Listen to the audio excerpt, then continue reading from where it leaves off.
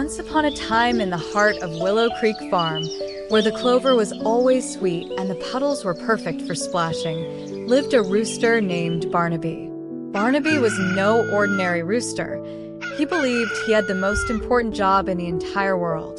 Every morning, just as the sky was a soft, sleepy gray, Barnaby would climb to the highest point of the weathered barn roof. He would puff out his chest, take a mighty breath, and let out a triumphant, earth-shaking, cock-a-doodle-doo.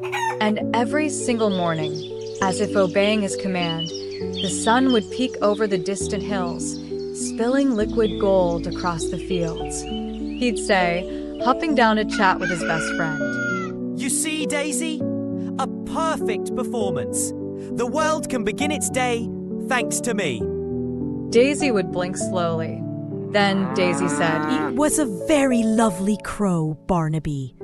The sheep seemed to enjoy it." Barnaby would preen. Of course they did.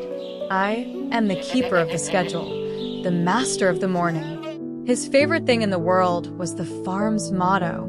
It made him feel like a king. One afternoon, a cool breeze whispered through the dandelion meadow, carrying with it a strange sense of quiet. The animals were gathering for the annual harvest festival. He planned to perform a sunset crow, a spectacular cock-a-doodle goodnight, to prove he could command the sun both up and down. As he was practicing his strut, a wise old barn owl named Professor Hoot landed silently on a fence post. The owl hooted softly. "Barnaby, a word of caution. There." Barnaby stopped, annoyed. Then, Barnaby said, Professor, come to admire my form. Hoot shook his head. "A message has traveled on the wind. Tomorrow, a great shadow will fall upon the land. The sun will vanish." The sun doesn't just vanish. It can't. I won't allow it. Daisy, who had been listening from nearby, ambled over. Then, Daisy asked, "A shadow that covers the sun? That sounds frightening." Nonsense! It's just an old owl's tale. You'll see. He strutted away, leaving Daisy and the professor to exchange a worried glance. The next morning began just as Barnaby had promised. He filled his lungs and let out his most glorious, most confident cock-a-doodle-doo. He called down to the other animals. See? What did I tell you? No shadow can defy Barnaby. But then, just as the sun reached its highest point in the sky, a strange thing began to happen. A tiny, dark bite seemed to appear on the edge of the sun. The light of the farm shifted. The cheerful chirping of the crickets faded into a nervous silence. A little piglet squealed. "What's happening?" The dark bite grew larger and larger. The shadow the professor had warned them about was real, and it was swallowing the sun. Barnaby stood frozen in the middle of the barnyard, his confidence melting like frost in spring. This wasn't supposed to happen.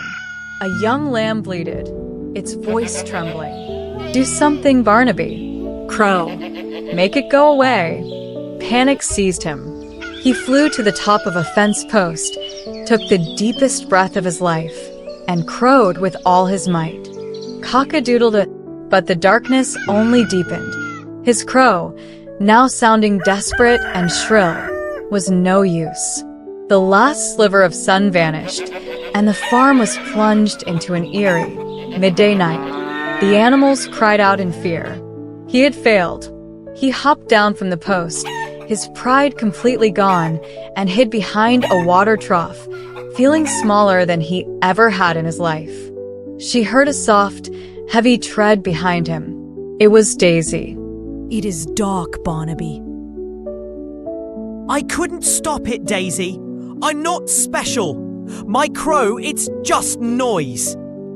"Last winter, your call guided us through the snow, and we all made it back safely." "And what about the time the fox was sneaking near the henhouse? You crowed to warn us." The little piglet added, "And your crow wakes us up for breakfast. I like breakfast." He looked at the fearful faces around him. They needed courage. They needed to hear a familiar sound in the scary silence. He stood up tall, not with the arrogance of a king, but with the quiet bravery of a friend. This crow wouldn't be for showing off. This crow was a promise. He let out a crow that was different from all the others. It was filled with hope and courage and friendship. Cock-a-doodle-doo. And at that exact moment, as if in answer to his brave call, a brilliant, diamond-like speck of light appeared. The shadow began to slide away. "That was your best crow ever, Barnaby." Then, Barnaby said, finally understanding, "It wasn't about making the light, Daisy. It was about singing in the dark until it came back." That evening, the harvest festival was the most joyful the farm had ever known. He stood with Daisy, not as the master of the sun, but as the keeper of the farm's brave and hopeful heart. If you like this video, please subscribe to our channel for further amazing stories. See you in the next adventurous story.